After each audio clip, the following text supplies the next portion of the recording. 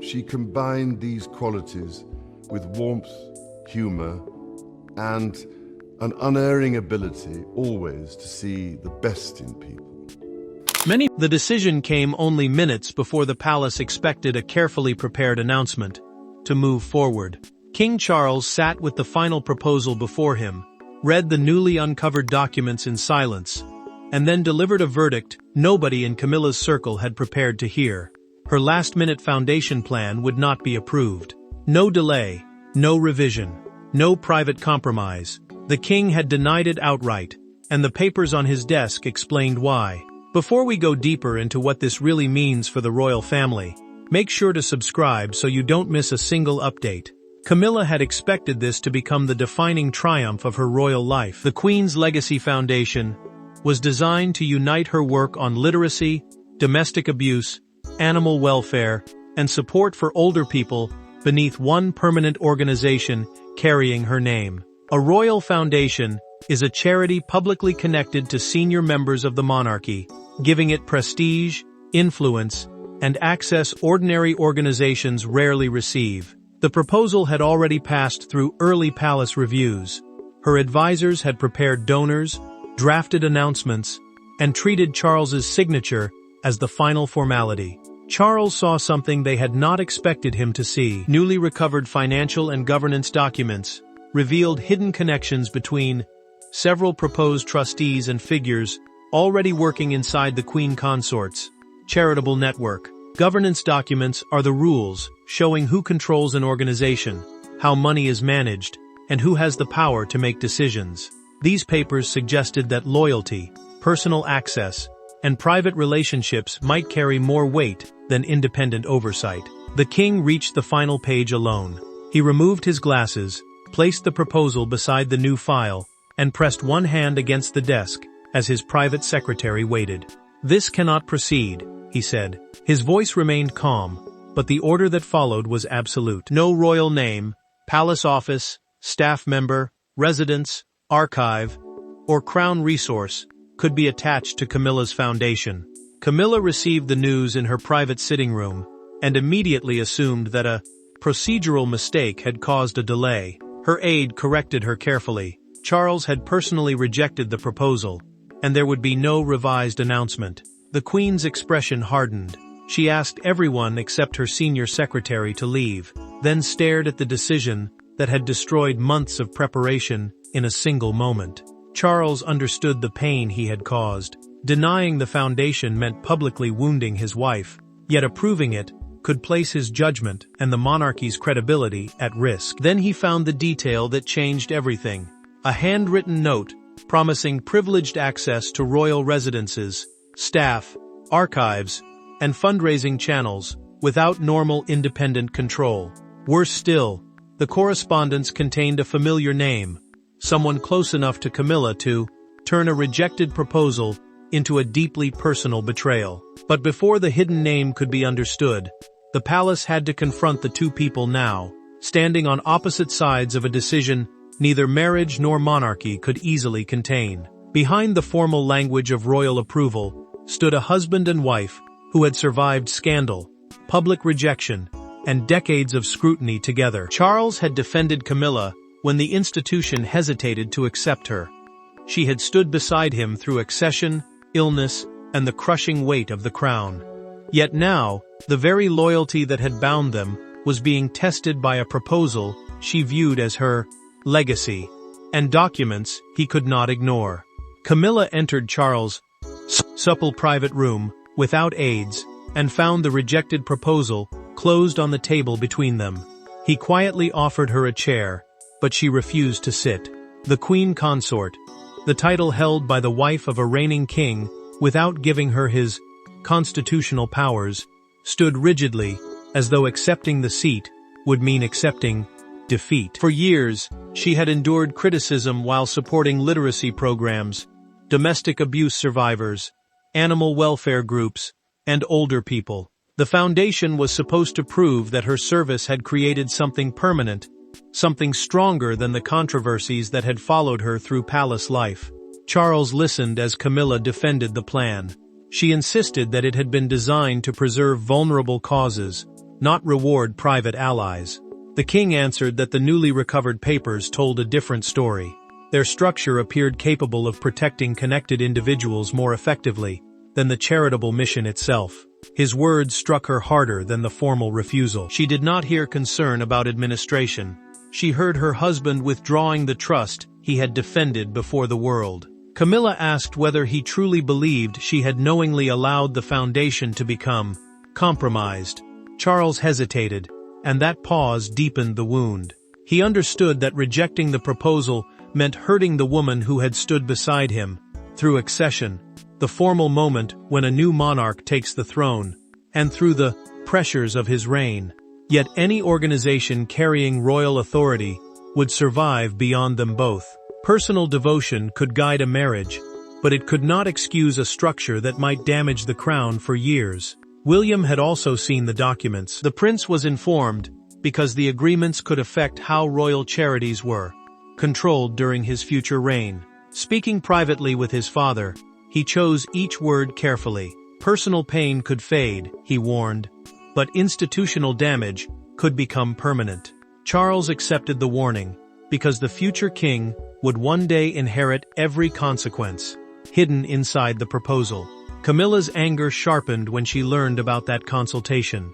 She felt their private conflict had become a succession matter without her knowledge.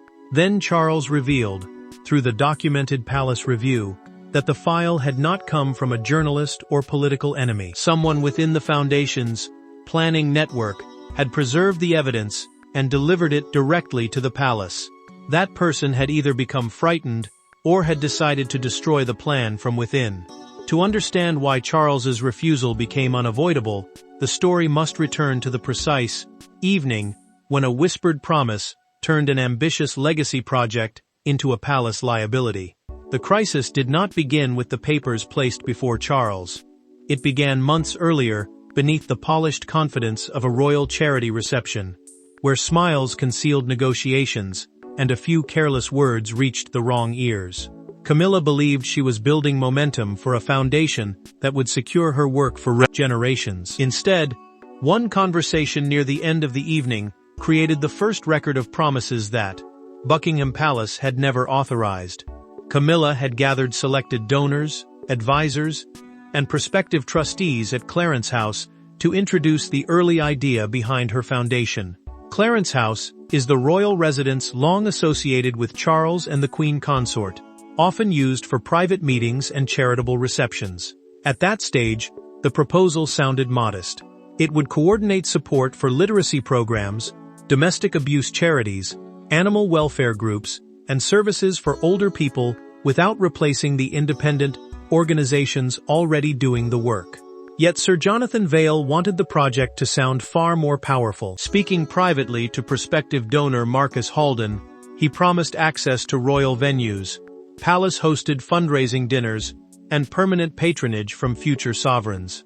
Royal patronage means public support from a senior member of the monarchy, giving a charity status and attention that money alone cannot buy. A junior secretary standing nearby heard every word and recorded the promise in her event notes. She understood that no advisor could bind future kings to a charity without formal approval. Marcus accepted the assurance as fact, while Vail continued speaking with the confidence of a man who believed Charles's signature was already guaranteed. The secretary waited until the donor had moved away, then approached Camilla quietly and asked whether the promise involving future monarchs had been approved. The Queen paused. She glanced toward her longtime advisor and replied that the details were still being finalized. That brief answer became the point of no return. Camilla felt pressure to keep an important donor enthusiastic, and she convinced herself that the language could be corrected later without damaging the project. She did not publicly challenge Vail, and her silence looked dangerously close to consent. The secretary felt the weight of what she had witnessed. Later that evening, she sent herself a time-stamped memorandum, a written record created at a precise time, describing the promise, the question she had asked, and Camilla's response. Months later, that account became the foundation of the file delivered to Charles. More documents soon joined it, Draft agreements offered major donors unusual influence over appointments, private events, and the use of royal branding. Recorded correspondence also showed Vale describing the king's approval as inevitable, even after palace legal officers warned him that no guarantee existed. Charles could no longer dismiss the problem as one advisor's reckless mistake. Camilla had been present, she had heard the concern, and she had allowed the promise to remain uncorrected. The reception had created the evidence, but the private confrontation that followed would determine whether Charles still saw Camilla as misled by others, or responsible for allowing the promise to stand. There were no courtiers in the room, no communications team preparing careful language, and no ceremonial distance to protect either of them. Charles entered carrying the memorandum from the reception. Camilla already knew which page he had marked. For several seconds, neither spoke. Then the king placed the document between them and asked the question that transformed a dispute over governance into a test of trust. Did you know this promise had been made? Charles had arranged the meeting after comparing the secretary's memorandum with later drafts that repeated the unauthorized assurances almost word for word. A memorandum is a written record used to preserve the details of a conversation or decision, and this one placed Camilla inside the moment the promise was made. She had entered, believing she could remove the questionable trustees, rewrite the agreements, and persuade him to approve the foundation under tighter palace supervision. That hope faded the moment he pushed the marked page toward her. Camilla read the passage, then pulled her chair back sharply. She insisted that she had never formally authorized any promise binding future monarchs. Charles did not raise his voice. He simply reminded her that she had heard the claim and failed to stop it. To the monarch, that silence had allowed Sir Jonathan Vale to use royal influence as a bargaining tool, offering donors access and prestige that neither advisor nor consort had the power to guarantee. Camilla fought back. She said she had been trying to prevent an embarrassing confrontation in front of supporters whose money could protect vulnerable people. She accused Charles of reducing years of loyalty to one imperfect moment and of trusting documents more than the woman who had endured public hatred beside him. The king acknowledged everything she had suffered, but he refused to let their shared history become protection from accountability. His calmness cut deeper than anger, because it left her nowhere to hide. Camilla finally admitted that she knew Vale had been using aggressive language to secure commitments. She maintained that she had never seen the full agreements and had not approved his most extreme promises. Charles then opened a second file. Recorded emails referred repeatedly to conversations with C, a designation the advisor used when noting instructions. The Queen denied giving those orders, but the initial placed suspicion painfully close to her. Charles ended the meeting by suspending Vale's access to royal offices, records, staff, and charitable discussions. Sir Jonathan would no longer be able to act in Camilla's name while the documents were examined. Yet the decision did not end the danger. William had already begun considering whether the Queen Consort should retain any control over royal charitable structures that could affect the next reign. As Camilla left the room with the rejected papers untouched behind her, authority shifted away from the marriage and toward the men responsible for protecting the crown's future. The refusal carried Charles's signature, but its consequences were shaped by a broader struggle over who would control the monarchy's charitable machinery. Within hours, senior officials began separating Camilla's personal causes from institutions using crown staff, royal properties, and sovereign approval. At the center stood William, aware that every decision could be interpreted as an attack on his stepmother, or as the first serious test of whether the future king would place institutional survival above family peace. William entered Charles's study, carrying the complete review file, and found his father, looking exhausted rather than victorious. He sat opposite him, read the final page, then closed the folder without speaking. Royal branding. The use of royal names, titles, symbols, or palace connections to give an organization authority could bring enormous influence, but it also meant that any failure would stain the monarchy itself.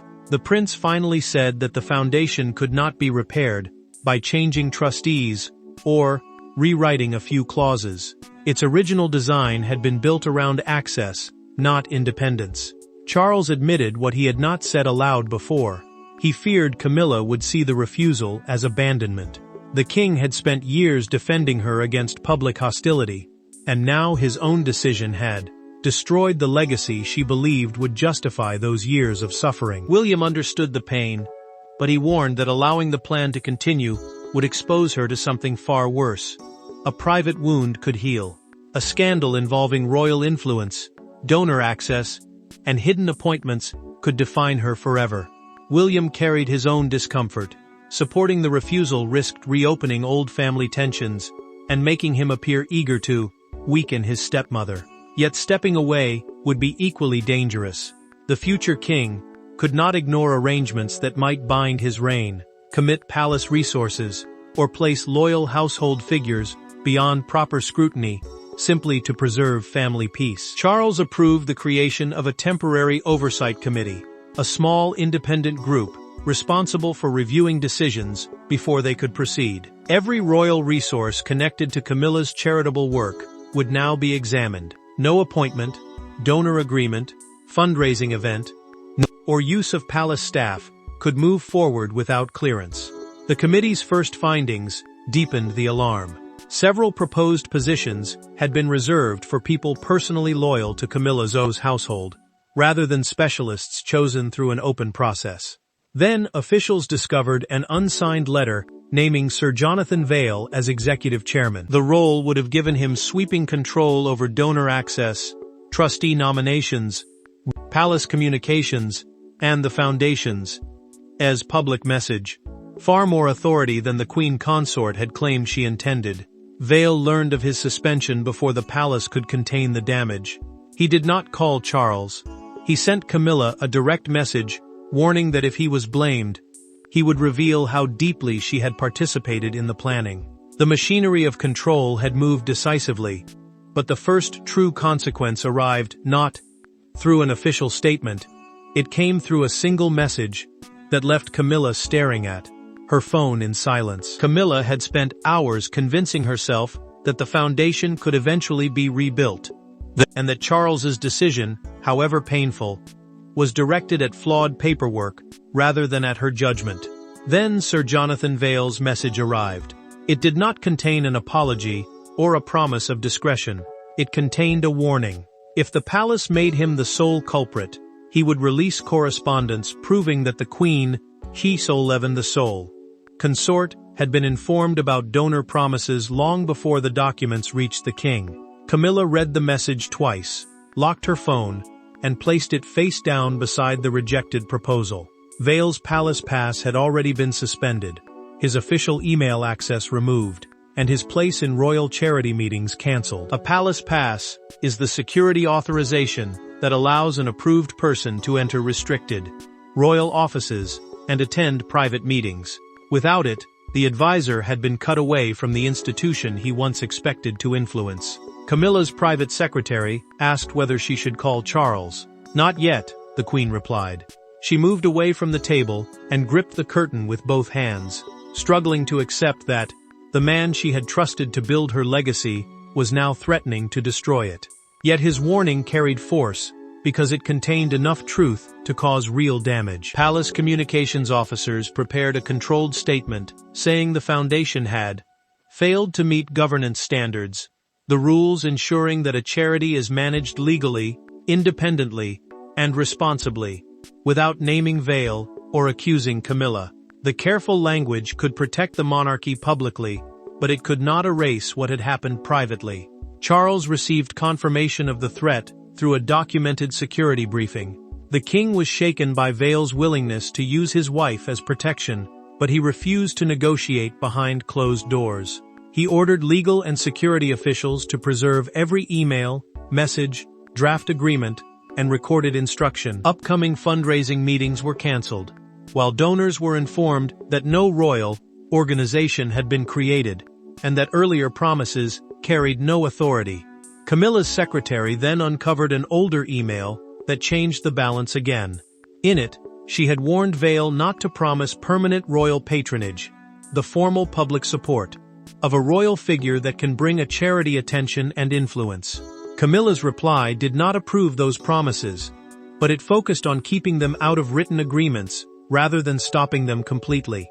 The email weakened Vale's claim that she had designed the entire scheme, yet it also proved she knew the danger existed and chose containment over confrontation. Camilla finally understood that advisors, lawyers, and palace statements could not repair the breach.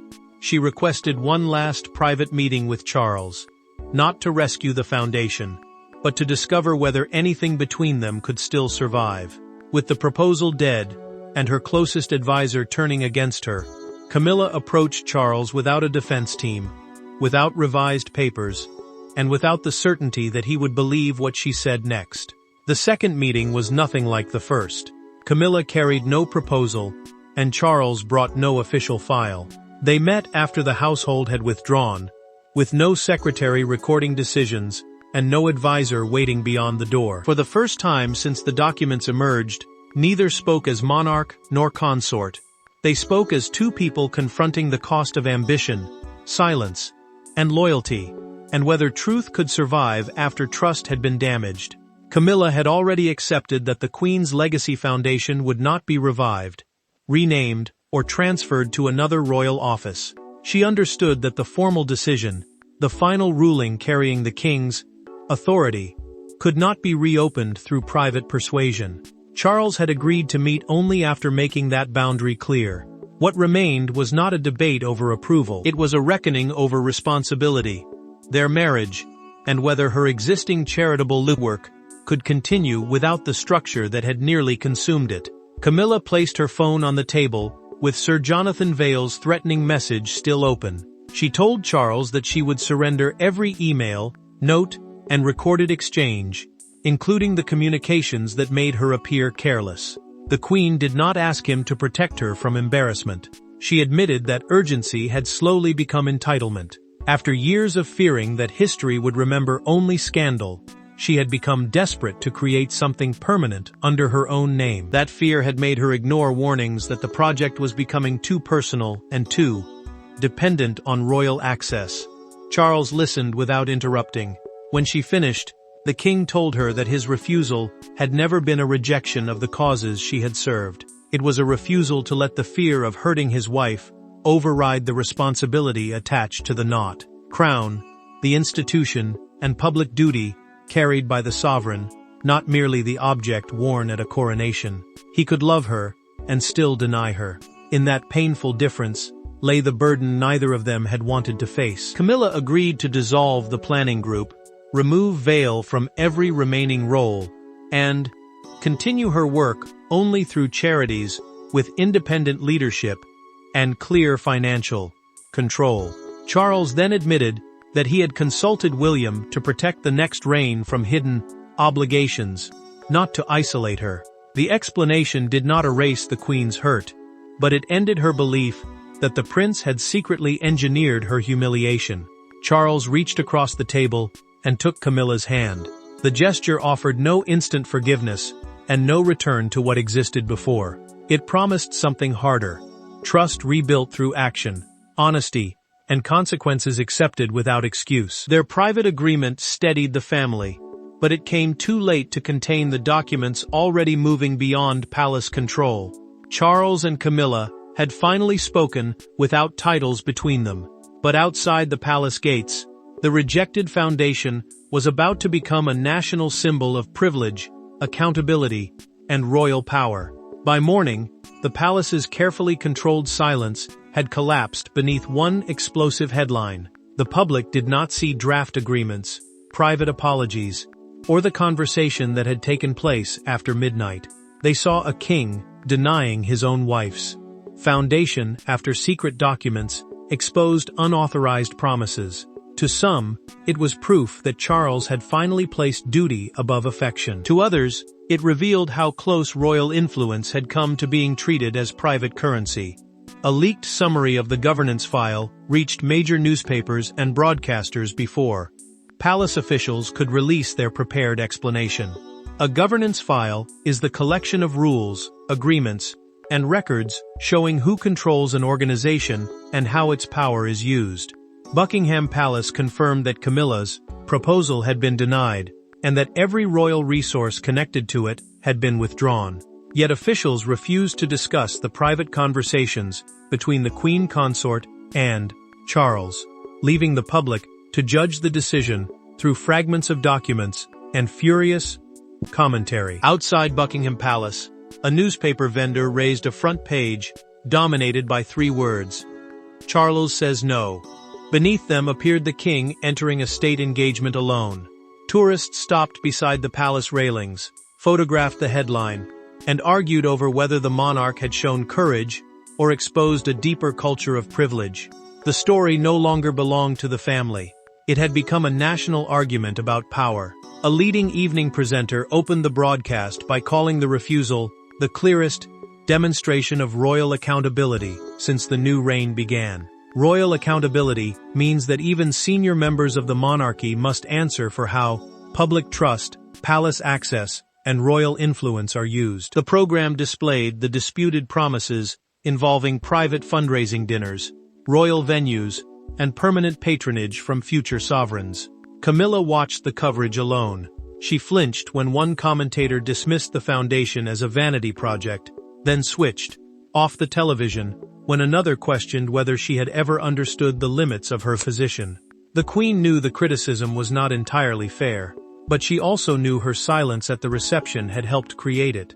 Charles faced a different moment at an afternoon engagement. A voice from the crowd called, "You did the right thing, Your Majesty." The king paused briefly. The words affected him because they turned a painful decision involving his wife into a public measure of his kingship. Sir Jonathan Vail then released selected emails portraying himself as a loyal advisor, following Camilla's wishes. The full correspondence destroyed that defense. It showed him exaggerating her authority and ignoring repeated legal warnings. Public anger shifted, though the Queen remained criticized for failing to intervene sooner. The headlines had delivered their anger, the documents had surrendered their secrets, and the palace could no longer hide behind silence. What remained was a final reckoning with the human cost of doing what duty required. The foundation never opened its doors. No royal launch was rescheduled. No altered version quietly appeared under another name, and no compromise restored the plan Camilla had imagined as her permanent legacy. Charles's refusal remained final, yet the destruction of that ambition did not destroy everything around it. From the collapse emerged a harsher, clearer understanding. Royal service could not be secured through personal access, and love could not demand that duty look away. Camilla signed the dissolution instruction herself. The document formally ended the Queen's Legacy Foundation, released every pledged donation, notified each prospective trustee, and withdrew all papers carrying royal branding, the names, titles, and palace connections that gave an organization the authority of the monarchy. She set down the pen and remained seated for several seconds before asking that the instruction be delivered directly to Charles. That request mattered. The foundation was no longer being taken from her. She was accepting its end. Charles introduced a permanent rule requiring independent governance reviews before any new charity could use the sovereign's name. Royal residences, household staff, or commitments extending into a future reign. Independent governance meant outside experts would examine who controlled an organization, how its money was managed, and whether personal relationships could influence decisions. The king felt no triumph. Protecting the crown had required hurting the woman who had stood beside him longest, but approving the proposal would have exposed Camilla and the monarchy to a far greater collapse. William met the Queen privately and told her the review had never been intended to erase her work. The prince explained that his concern was protecting the next reign from hidden promises, not pushing his stepmother aside. Camilla accepted his assurance. Together, they agreed that her causes would continue through established charities without binding the future monarchy to an institution built around her name. Sir Jonathan Vail was permanently removed from royal charitable activity. His emails and recorded correspondence proved that he had exaggerated Camilla's authority, ignored legal warnings, and treated royal access as something that could be offered to donors. The surviving charities adopted stronger disclosure rules, ensuring that private generosity could never purchase implied influence over palace decisions. Camilla returned to literacy programs, domestic abuse charities, animal welfare groups, and services for older people without a grand foundation carrying her name. Her legacy became smaller than she had imagined, but more honest. Charles's denial proved that the monarchy survives when its members accept pain before privilege becomes corruption. Her acceptance proved that dignity can emerge from admitting failure rather than destroying the person who exposed it. And when the rejected proposal was finally sealed inside the royal archive, it stood not as the foundation Camilla had wanted, but as the moment Charles protected the crown. Camilla confronted the cost of silence, and their marriage survived because neither demanded that truth be denied. Thanks for watching. Please don't forget to like and subscribe, and we will see you in next one.